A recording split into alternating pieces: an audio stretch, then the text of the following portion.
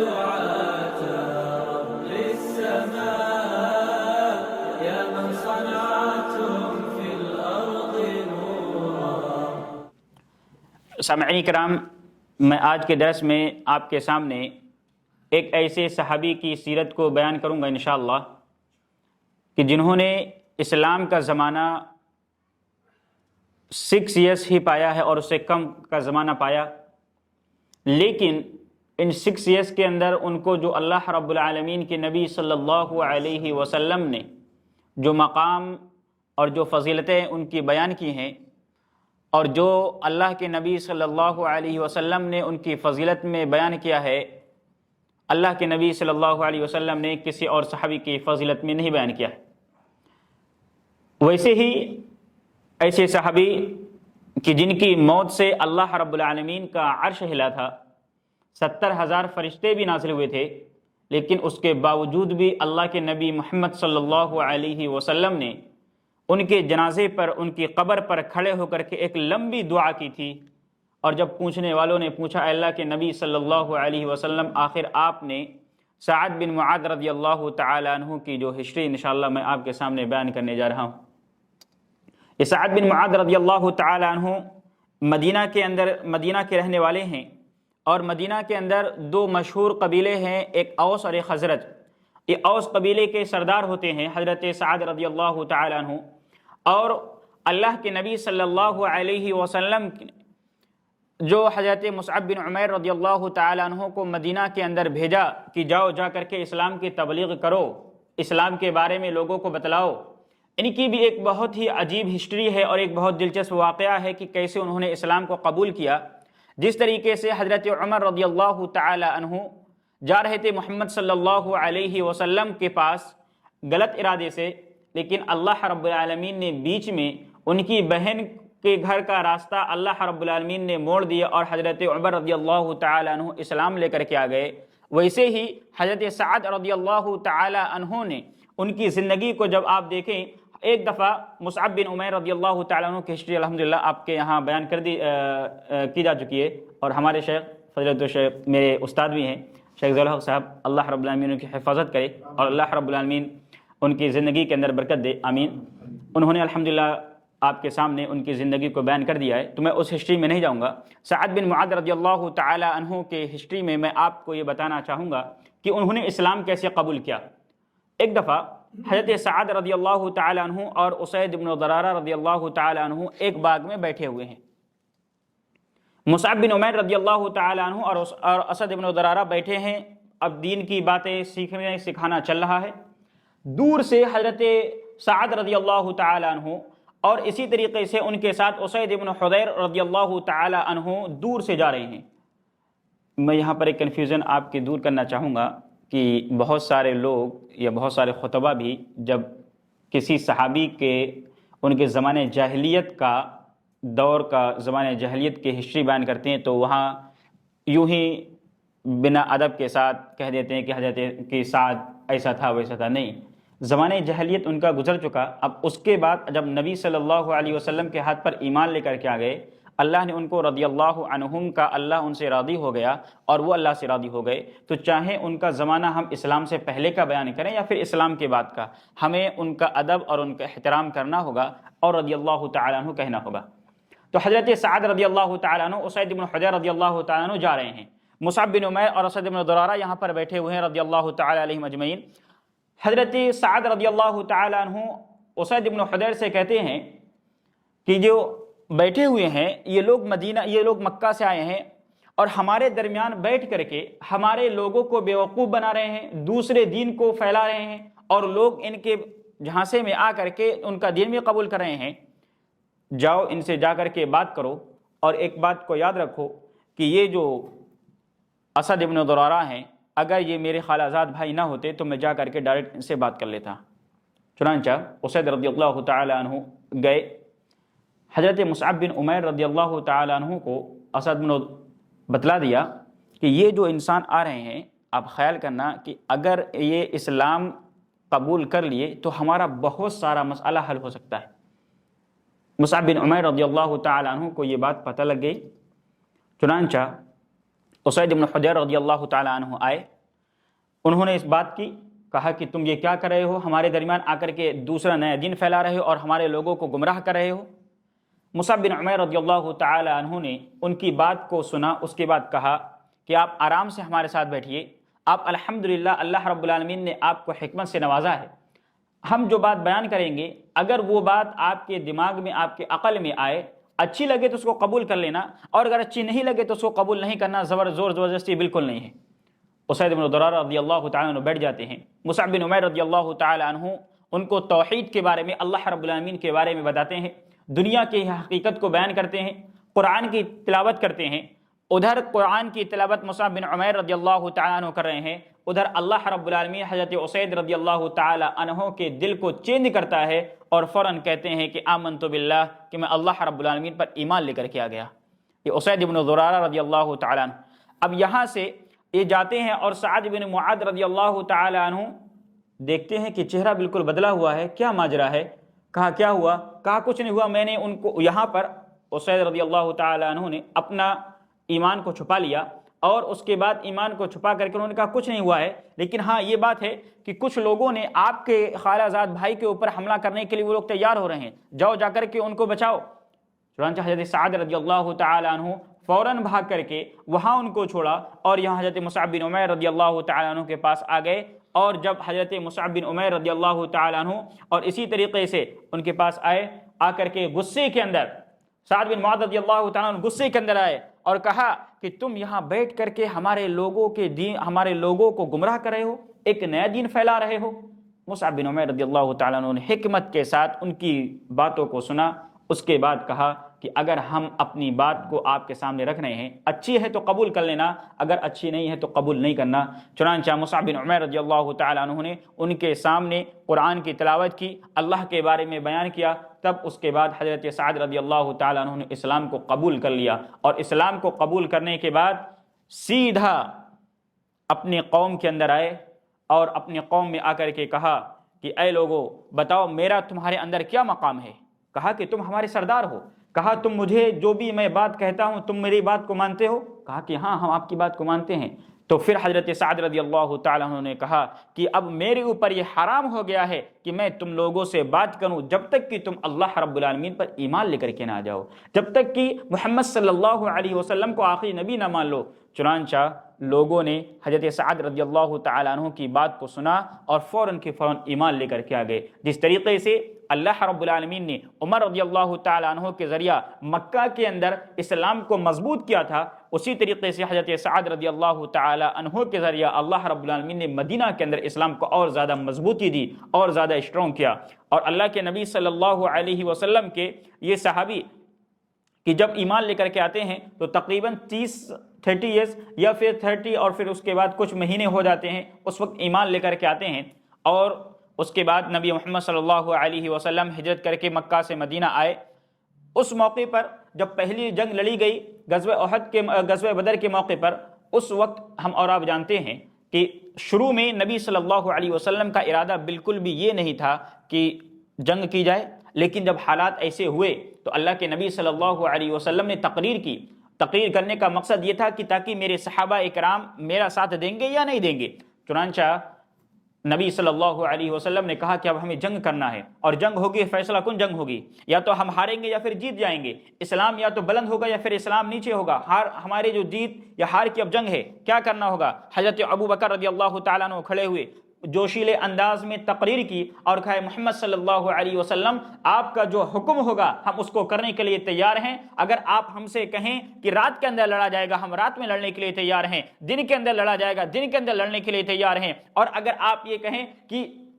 سمندروں کے اندر کود دیا جائے وہاں پر بھی ہم چلے جائیں گے، اے محمد صلی اللہ علیہ وسلم جو بھی آپ کا حکم ہے۔ فوراً حضرت عمر رضی اللہ تعالیٰ نے اٹھے، وہی باتیں کی، لیکن اللہ کے نبی صلی اللہ علیہ وسلم کا مقصد یہ تھا کہ اور مجھے کوئی ایڈوائز کرے اور مجھے کوئی بتلائے، یعنی مطلب یہ تھا کہ جو انصار کے لوگ ہمارے ساتھ آئے ہوئے ہیں ان کا کیا ریئیکشن ہوتا ہے۔ فوراً حضرت سعد بن معاذ رضی اللہ تعالیٰ عنہ جان جاتے ہیں کہ نبی محمد صلی اللہ علیہ وسلم کا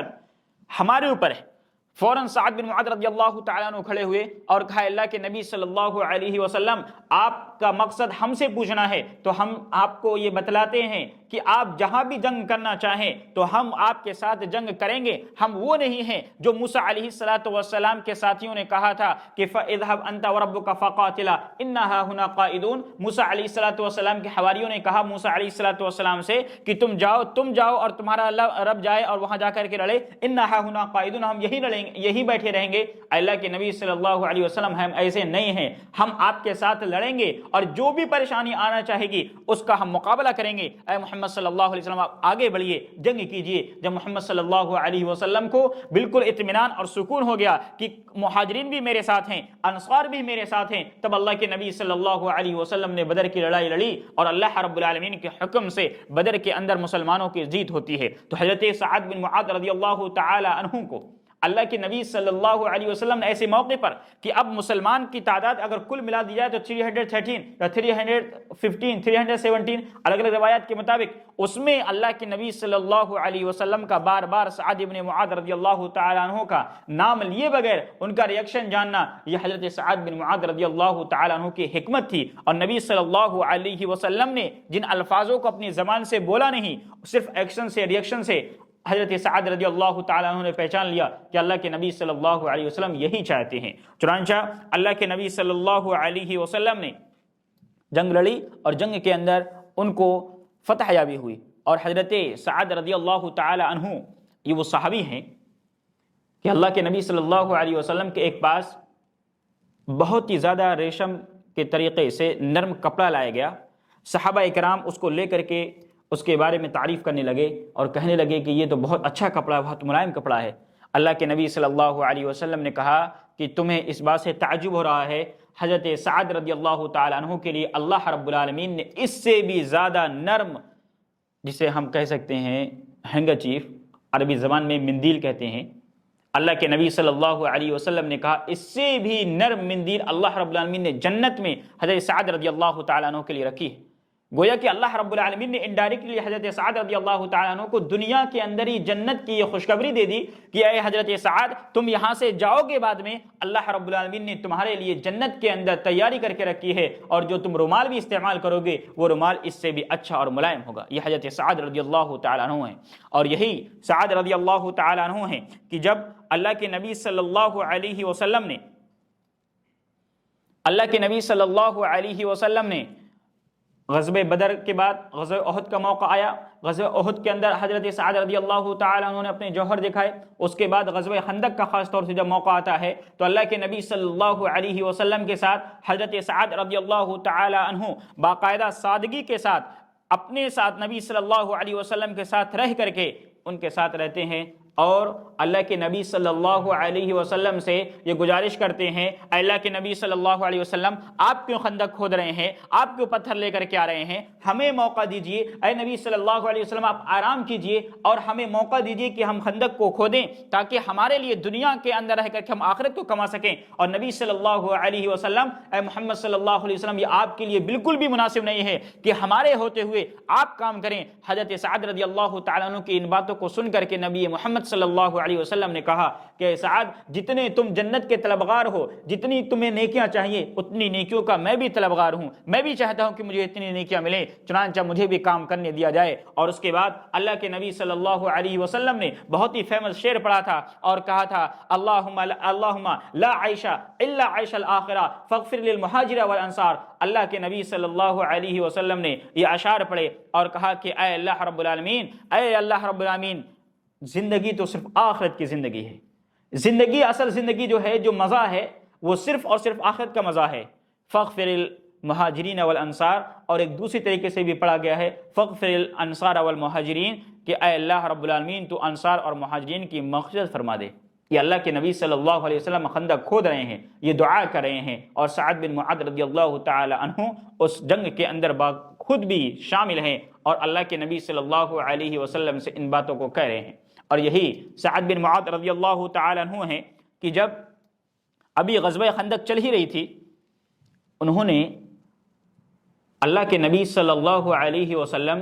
کے ساتھ جو زندگی گزاری اور انہوں نے جو معاملات کیے, غزوہ خندق ابھی چل رہی ہے،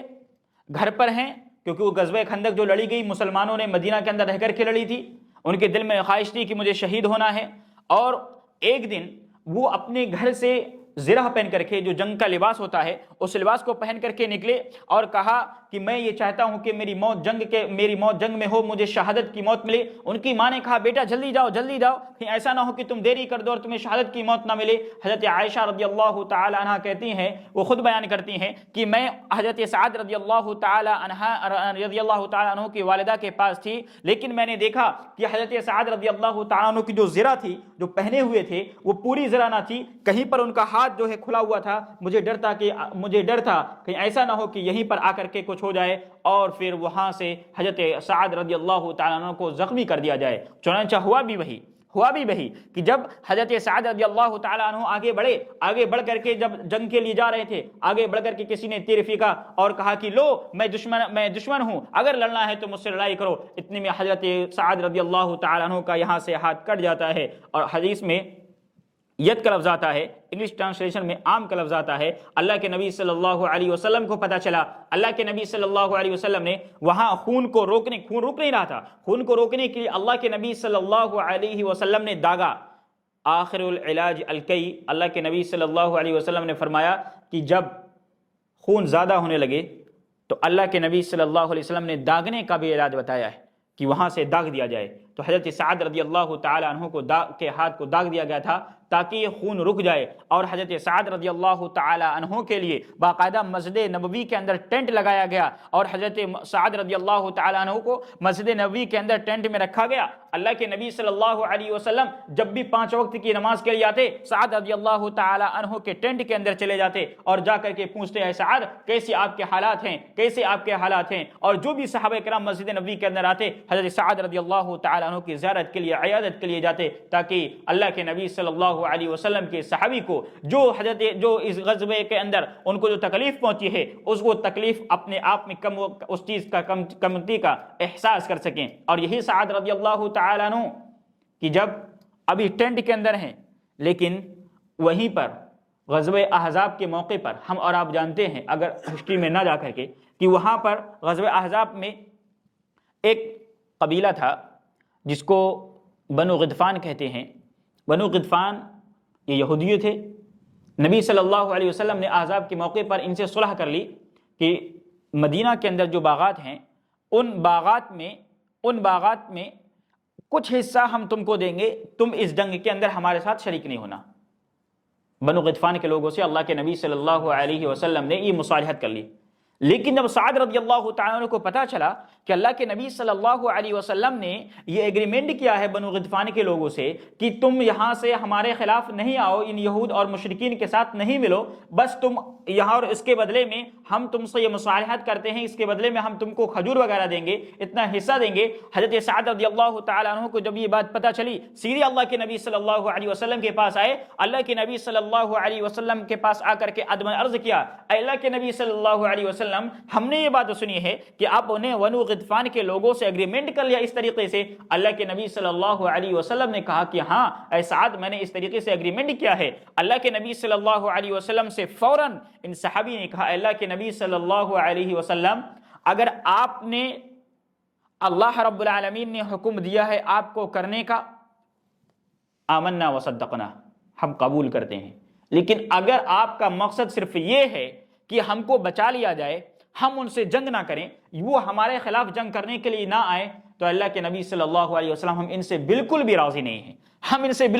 نہیں ہیں۔ یہ وہ لوگ ہیں کہ جب اسلام نہ آنے سے پہلے، جب ہم زمانے جاہلیت میں تھے، اس وقت ہم ان کو کچھ بھی نہیں دیتے تھے، یہ ہمارے ماتحت رہتے تھے۔ آج اللہ رب العالمین نے ہم کو عزت دی ہے، ہم کو شرف دیا ہے، اسلام سے نوازا ہے، تو آج ہم ان سے آ کر کے ان سے مصالحت کریں۔ اللہ کے نبی صلی اللہ علیہ وسلم، آپ ایسا نہیں کیجیے، اگر اللہ کا یہ حکم ہے تب تو آمنا وصدقنا ہے، لیکن ہم کو بچانے کے لیے ہے، تو اللہ کے نبی صلی اللہ علیہ وسلم ایسا مت کیجیے۔ چنانچہ اللہ کے نبی صلی اللہ علیہ وسلم اس ایگریمنٹ کو ختم کر دیا، اور سعد رضی اللہ تعالیٰ عنہ کی اس بات کو اللہ کے نبی صلی اللہ علیہ وسلم نے مانا، اور بنو غطفان کے ساتھ جو ایگریمنٹ تھا اس کو ختم کر دیا تھا، اور کہا تھا حضرت سعد رضی اللہ تعالی عنہ کے اس وقت کے جو الفاظ جو بہت فیمس ہوئے تھے، ان کو مخاطب ہو کر کے کہا تھا، واللہ ما نعطیها الا السیف، اے بنو غطفان کے لوگوں سنو، تم نے نبی صلی اللہ علیہ وسلم سے تو ایگریمنٹ کر لیا ہے، لیکن اب ہم ایگریمنٹ توڑ رہے ہیں، واللہ ما نؤتیہ الا السیف، تم کو اب صرف اور صرف تلواریں ہی ملیں گی، تلوار کے علاوہ کچھ نہیں ملے گا۔ گویا کہ حضرت سعد رضی اللہ تعالی عنہ نبی صلی اللہ علیہ وسلم سے یہ کہنا چاہتے تھے کہ ہم سے جنگ کریں گے، اور گرچہ یہ ہمارے خلاف آئیں لیکن ہم اس کے لیے تیار ہیں۔ نبی صلی اللہ علیہ وسلم نے یہ بات مانی۔ یہ تھی حضرت سعد رضی اللہ تعالی عنہ کا مقام نبی صلی اللہ علیہ وسلم کی نظر میں، کہ جس کو نبی صلی اللہ علیہ وسلم نے ایگریمنٹ کیا لیکن اس کو اللہ کے نبی صلی اللہ علیہ وسلم نے حضرت سعد کی وجہ سے ختم کر دیا، جبکہ ایک دفعہ اللہ کے نبی صلی اللہ علیہ وسلم نے آگے چل کر کے اور بھی ایگریمنٹ کیا تھا، جس کو صلح حدیبیہ کہتے ہیں۔ حضرت عمر رضی اللہ تعالیٰ عنہ بہت زیادہ خلاف تھے، لیکن حضرت نبی صلی اللہ علیہ وسلم اس ایگریمنٹ کو ختم نہیں کیا۔ لیکن یہاں سعد رضی اللہ تعالیٰ عنہ کا مقام نبی صلی اللہ علیہ وسلم کے یہاں اتنا تھا کہ فوراً اللہ کے نبی صلی اللہ علیہ وسلم نے اس کو توڑ دیا، اور اللہ کے نبی صلی اللہ علیہ وسلم کے صحابی غزوہ خندق کے اندر ان کو زخم لگا، اور اس زخم کے بعد اپنے ٹینٹ کے اندر ہیں، اللہ رب العالمین سے یہ دعا کرتے ہیں کہ اے اللہ رب العالمین، اگر تو نے کفار اور مشرکین کے لیے مسلمانوں سے جنگ کو رکھا ہے تو اے اللہ رب العالمین میری عمر کو لمبا کر دے، اور اے اللہ رب العالمین اگر کفار اور مشرکین کے درمیان، قریش کے درمیان جنگیں ختم ہو چکی ہیں تو اے اللہ رب العالمین اس زخم کے ذریعہ مجھ کو شہادت کی موت دے۔ اللہ رب العالمین سے یہ دعا کی، اور ان کے دل کے جو جذبات تھے کہ اللہ اگر قریش کے ساتھ، ان منافقین کے ساتھ، ان مشرکین کے ساتھ ابھی جنگ کو اور لمبا جانا ہے، اور لمبی جنگیں لڑنا ہے، بعد میں فیوچر میں جنگیں لڑنا ہے، تو اے اللہ رب العالمین میری عمر کو لمبا کر دے تاکہ میں ان کے ساتھ لڑائی کروں، اور اے اللہ تو جانتا ہے کہ اگر مسلمان اس کے بعد مسلمانوں کے حالات اچھے ہوں گے، جنگ ان کو نہیں کرنا پڑے گی، تو یہ جو مجھے زخم لگا ہے اسی کے ذریعہ سے اے اللہ رب العالمین مجھے شہادت کی موت دے۔ اور ہوا بھی یہی کہ اللہ رب العالمین نے حضرت سعد رضی اللہ تعالی عنہ کی دعا کو قبول کیا، اور حضرت سعد رضی اللہ تعالی عنہ کی دعا کو قبول ہونے کے بعد یہی مرض بنا ان کی شہادت کا۔ اور یہ سعد رضی اللہ تعالی عنہ، اللہ اکبر، اگر آپ ان کی زندگی کے آخری لمحات کو دیکھنا چاہیں، پڑھنا چاہیں، تو ان کی زندگی کے آخری لمحات صرف ایک دن پہلے کے جو حالات ہیں اور جس گھڑی کے اندر ان کی موت ہوئی ہے اس کو اگر آپ پڑھ لیں تو جو نوجوانوں کو پیغام ہے اور جو ہماری زندگی کے لیے جو پیغام ہے وہ بہت ہی زیادہ عبرتناک ہے۔ تفصیل سے نہ جاتے ہوئے، اللہ کے نبی صلی اللہ علیہ وسلم کو جب وہ پتہ چلا کہ حضرت سعد رضی اللہ تعالی عنہ بہت زیادہ بیمار ہو چکے ہیں، سعد رضی اللہ تعالیٰ عنہ بے ہوشی کے عالم میں ہے، اللہ کے نبی صلی اللہ علیہ وسلم دوڑے اپنے کمرے سے آئے اور حضرت سعد رضی اللہ تعالیٰ عنہ کے ٹینٹ کے اندر گئے، اور حضرت سعد رضی اللہ تعالیٰ عنہ کے ٹینٹ میں جانے کے بعد اللہ کے نبی صلی اللہ علیہ وسلم نے ان کے سر مبارک کو اپنی گود کے اندر رکھا، اپنی گود کے اندر رکھنے کے بعد ان کے سر کو سہلانے لگے اور کہنے لگے اے اللہ رب العالمین اس بندے کی تو حفاظت فرما، اے اللہ رب العالمین تو دنیا کے اندر بھی تو نے اس نے تیرے دین کا حفاظت کی ہے، آخرت میں اے اللہ رب العالمین تو اس کی حفاظت فرما، جنت کے اندر اللہ رب العالمین اس کو اونچے سے اونچا مقام عطا فرما۔ سعد بن معاذ رضی اللہ تعالیٰ عنہ بے ہوش ہیں، اور اللہ کے نبی ان کے سر کو ہلاتے ہوئے، سر کو مسلاتے ہوئے، اس طریقے سے ایک باپ اپنے چھوٹے بچوں کے سر پر شفقت سے ہاتھ پھیرتا ہے، نبی محمد صلی اللہ علیہ وسلم سعد بن معاذ رضی اللہ تعالیٰ عنہ کو گود میں رکھ کر کے اس طریقے سے کر رہے ہیں۔ سعد رضی اللہ تعالیٰ عنہ آنکھ کھولتے ہیں، دیکھتے ہیں کہ نبی محمد صلی اللہ علیہ وسلم ہیں، فوراً کہتے ہیں اے اللہ کے نبی صلی اللہ علیہ وسلم آپ سچے رسول ہیں، آپ اللہ رب العالمین کے سچے اور آخری رسول ہیں۔ اتنا کہنے کے بعد حضرت سعد رضی اللہ تعالیٰ عنہ کی آنکھ بند ہو جاتی ہے اور ان کی موت ہو جاتی ہے۔ یہ وہ صحابی ہیں کہ جن کی موت اللہ رب العالمین کے نبی صلی اللہ علیہ وسلم کی گود میں ہوتی ہے، نبی صلی اللہ علیہ وسلم ان کے پاس ہیں۔ جیسے پتہ چلا اللہ کے نبی صلی اللہ علیہ وسلم کی آنکھوں سے محبت اور پیار سے، ان کے غم کی وجہ سے جو محبت تھی، جو پیار دل کے اندر تھا حضرت سعد رضی اللہ تعالیٰ عنہ کے لیے نبی صلی اللہ علیہ وسلم کے دل میں، اس کی وجہ سے آنکھوں سے آنسو جاری ہونے لگتے ہیں۔ ابو بکر رضی اللہ تعالیٰ عنہ نے دیکھا کہ نبی صلی اللہ علیہ وسلم رو رہے ہیں، سعد رضی اللہ تعالیٰ عنہ کی وفات ہو چکی ہے۔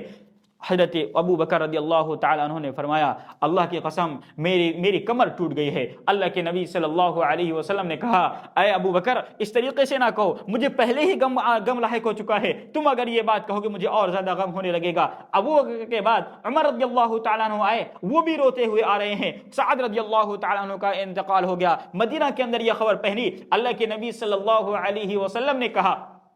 ابو سعید خدری رضی اللہ تعالیٰ عنہ کو کہ جاؤ جا کر کے قبر کو تیار کیا جائے. نبی صلی اللہ علیہ وسلم نے سعد رضی اللہ تعالیٰ عنہ کے غسل کا انتظام کیا اور اللہ کے نبی صلی اللہ علیہ وسلم نے غسل کرنے کے بعد اور سعد رضی اللہ تعالیٰ عنہ کی نماز جنازہ پڑھائی. اور جب حضرت سعد رضی اللہ تعالیٰ عنہ کو اٹھا کر کے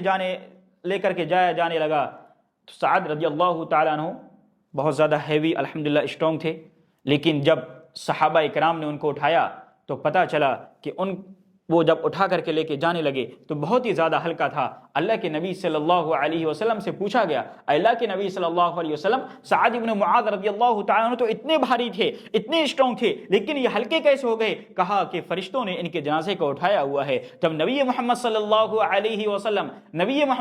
وسلم نماز جنازہ کے لیے جا رہے ہیں، اللہ کے نبی صلی اللہ علیہ وسلم نے فرمایا 70,000 اینجلز آ کر کے حضرت سعد رضی اللہ تعالیٰ عنہ کے نماز جنازہ کے اندر شریک ہوئے تھے. اور سعد بن معاذ کی موت کے بارے میں فرمایا احتز عرش الرحمن، اللہ رب العالمین کا عرش جن کی موت سے ہل گیا تھا. اللہ رب العالمین کے عرش کے اندر حرکت آ گئی تھی. اب کیسے حرکت آئی؟ اللہ رب العالمین کے نبی صلی اللہ علیہ وسلم نے بیان کر دیا آمنا وصدقنا. کچھ لوگ اس کی اگر تعویل کریں تو پھر وہ تعویل بالکل غلط ہے. اللہ کے نبی نے کہا کہ عرش ہلا الحمدللہ، کس طریقے سے ہم نہیں جانتے ہیں. یا اس کی جو لوگ بہت سارے علماء تعویل کرنے لگتے ہیں کہ فرشتے جو تھے، فرشتے نعوذ باللہ اللہ رب العالمین کے عرش کو چھوڑ کر کے چلے گئے تھے آل ان ڈیٹ، تو ان سب کا کوئی بھی شریعت اسلامیہ کے اندر جب ثبوت نہیں ہے اور یہ غیب کی باتیں ہیں، اور غیب پر ہمیں ایسے ہی ایمان لے کر کے آنا جس طریقے سے اللہ کے نبی صلی اللہ علیہ وسلم نے ہم کو بتا دیا ہے. اللہ رب العالمین کے نبی صلی اللہ علیہ وسلم نے اتنی ساری فضیلت ہونے کے باوجود کہ یہ وہ صحابی کہ اللہ کا عرش ہلا، یہ وہ صحابی کہ 70,000 فرشتے ان کے جنازے کے اندر آئے، یہ وہ صحابی کہ جن کے جنازے کو فرشتوں نے اٹھایا. لیکن میرے بھائیو، قبر، اللہ اکبر، اللہ رب العالمین ہم سب کو عذاب قبر سے بچائے، آمین.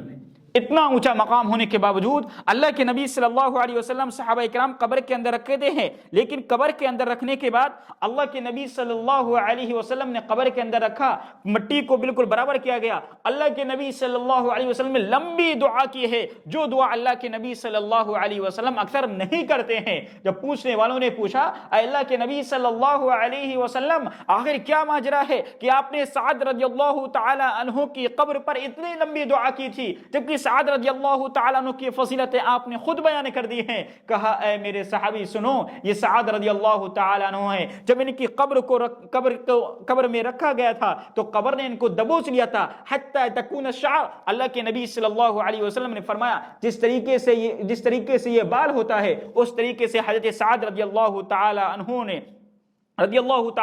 عنہ کو قبر نے بالکل چمٹا لیا تھا، ان کو دبوچ لیا تھا اور اتنے پتلے ہو گئے تھے جس طریقے سے بال ہوتا ہے. اور اس کے بعد اللہ کے نبی صلی اللہ علیہ وسلم نے فرمایا میں دعا کرتا رہا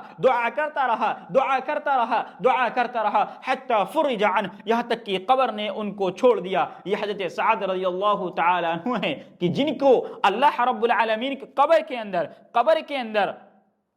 جب رکھا گیا ان کو بھی سعد رضی اللہ تعالی عنہ کو قبر نے دبوچا. وہ سعد کی جتنی ساری فضیلت ہونے کے باوجود ہم دیکھیں اپنی زندگی کے اندر، ہم سوچیں اور سمجھیں اور اپنی زندگی کا جائزہ لیں کہ اتنی ساری فضیلت ہونے کے باوجود بھی قبر کے اندر جب رکھا گیا تو سعد رضی اللہ تعالیٰ عنہ کو دبوچا گیا. اور دبوچنا بھی ہلکا نہیں تھا کہ یہ سعد رضی اللہ تعالیٰ عنہ کی اتنی فضیلتیں ہونے کے باوجود بھی صرف اور صرف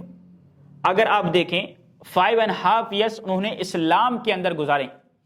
اس کے باوجود بھی آخر ان کو اتنا بڑا مقام کیسے مل گیا کہ ان کی وجہ سے اللہ کا عرش ہل گیا، 70,000 فرشتے ہو گئے. حضرت ابو بکر کے رضی اللہ تعالیٰ عنہ کے ساتھ ایسا نہ ہوا، عمر رضی اللہ تعالیٰ عنہ کے ساتھ ایسا نہ ہوا، سید الشہداء حضرت حمزہ رضی اللہ تعالیٰ عنہ کے ساتھ نہ ہوا. سب سے پہلی شہید ہونے والی خاتون حضرت سمیہ رضی اللہ تعالیٰ عنہ کے بارے میں نبی محمد صلی اللہ علیہ وسلم نے یہ فضیلتیں نہیں بیان کی. آخر سعد رضی اللہ تعالیٰ عنہ کے اندر کیا تھا کہ جس کی وجہ سے ان کو یہ اونچا مقام مل گیا؟ اللہ کے نبی صلی اللہ علیہ وسلم کے صحابی اسی بات کو چیک کرنے کے لیے حضرت سعد رضی اللہ تعالیٰ عنہ کے یہاں 3 دن تک ٹھہرے رہے اور دیکھتے رہے کہ سعد رضی اللہ تعالیٰ عنہ کرتے کیا ہیں. اللہ کے نبی صلی اللہ علیہ وسلم کے وہ صحابی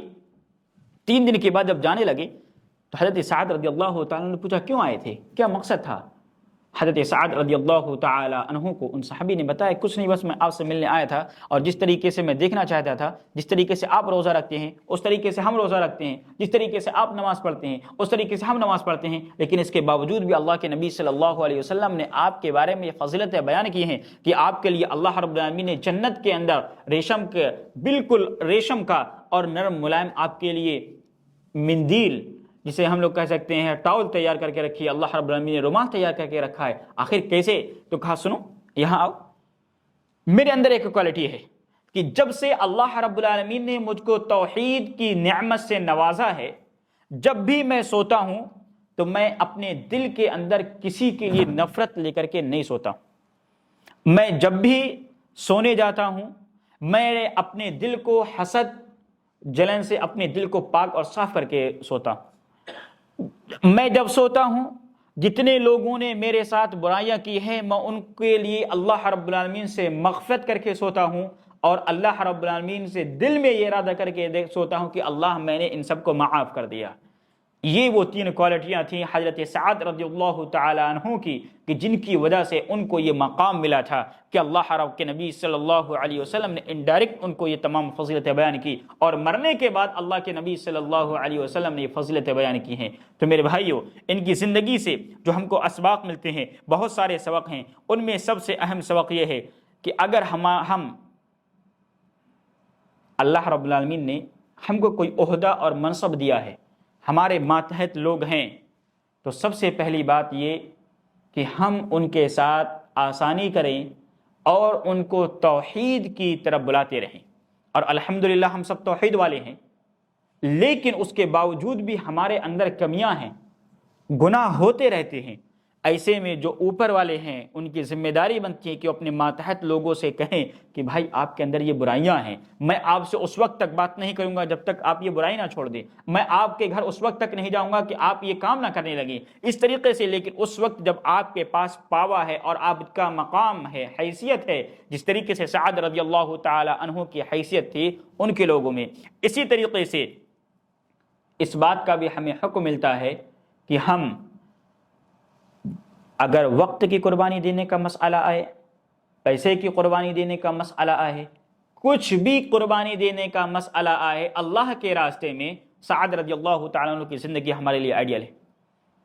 آپ دیکھیں اللہ کے نبی صلی اللہ علیہ وسلم کو ضرورت ہوئی کہ بدر کے موقع پر سعد رضی اللہ تعالیٰ عنہ کھڑے ہوئے اور کہا کہ جو بھی کرنا ہم آپ کے لیے تیار ہیں۔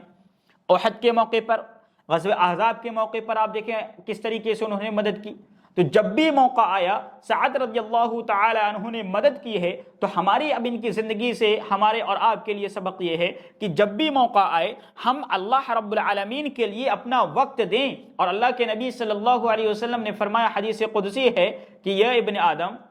تم میرے لیے وقت کو نکالو، میں تمہارے دل کو بھر دوں گا، تمہاری زندگی کے اندر خوشیاں لے کر کے آ جاؤں گا، لیکن اگر تم میرے لیے وقت نہیں نکالو گے میں تمہارے ہاتھوں کو بھر دوں گا اور تم میری طرف لوٹ کر کے۔ یہ حدیث قدسی سنن ترمذی کی روایت ہے۔ تو لہٰذا اللہ کے نبی صلی اللہ علیہ وسلم کی احادیث سے ہمارے سامنے جو بات پتہ لگتی ہے کہ ہمیں قربانی دینا چاہیے، اور مسلمان اور مسلمانیت نام ہے قربانی دینے کا۔ اگر ہمارے اندر قربانی دینے کا جذبہ نہیں ہے، چاہے قربانی وقت کی قربانی کہ آپ نے الحمدللہ فیملی کو چھوڑ کر کے یہاں آئے، یہ وقت کی قربانی ہے۔ ابھی کوئی اور مسائل آ جائیں، پیسہ اکٹھا کرنا ہوا، فنڈ ریزنگ کرنا ہوئی، وقت کے آپ کو مال کی قربانی ہے، جس مال کو کمانے کے لیے آپ دن اور رات محنت کرتے ہیں، قربانی دینا پڑے گی آپ کو۔ جیسے کہ ابھی اپنی فیملی کو چھوڑ کر کے کچھ دن باہر گزارنا ہوگا، وقت وہ قربانی ہے، وہ آپ کو قربانی دینی پڑے گی۔ قربانی آپ کی یہ بھی ہے کہ آپ وقت پر ہیں، کام کر رہے ہیں، لیکن مسجد کے اندر پتہ چلا کہ کوئی نماز اذان دینے والا نہیں ہے، فوراً آپ آئے اور آ کر کے یہاں پر اذان دی، یہ آپ کی قربانی ہے۔ یہ قربانیاں اگر ہیں تب ہم مسلمان ہیں اور یہی مسلمانیت ہے۔ اور اگر کہیں اوپر نیچے ہے تو ایسے میں ہمیں اپنے آپ کو دیکھنے کی ضرورت ہے، اپنے ایمان کو چیک کرنے کی ضرورت ہے، اور ہمیں اس بات پر فوکس کرنے کی ضرورت ہے کہ ہمارا ایمان کا لیول کہاں ہے اور کہاں ہونا چاہیے۔ آخر میں اللہ رب العالمین سے دعا کرتے ہیں کہ اے اللہ رب العالمین، سعد رضی اللہ تعالیٰ عنہ کی زندگی سے جو سبق ملتے ہیں اللہ ان اسباق کو ہماری زندگی کے اندر ہم کو اپنانے کی توفیق عطا فرمائے۔ اللہ رب العالمین صحابہ کرام کی زندگی کو ہمیں پڑھنے پڑھانے اور اللہ رب العالمین کی زندگی سے عبرت لینے کی توفیق عطا فرمائے، آمین۔ اللہ رب العالمین ہم لوگ جو یہاں آئے ہوئے ہیں ہمارا آنا قبول فرمائے۔ اللہ رب العالمین ہم تجھ سے دعا کرتے ہیں، تو ہی دعا کا قبول کرنے والا ہے، مسلمانوں کی حفاظت فرما۔ اللہ رب العالمین تم دنیا کے اندر جہاں کہیں بھی مسلمان ہیں ان کے حفاظت فرما، خاص طور سے اللہ فلسطین کے مسلمانوں کے حفاظت فرما۔ اللہ رب العالمین ان کے ساتھ جو معاملات ہو رہے ہیں، اللہ رب العالمین تو ان کا حامی اور ناصر ہو جا، مددگار ہو جا، اور اے اللہ رب العالمین تو ہی دعا کا قبول کرنے والا ہے، اللہ دعا کو قبول فرمائے۔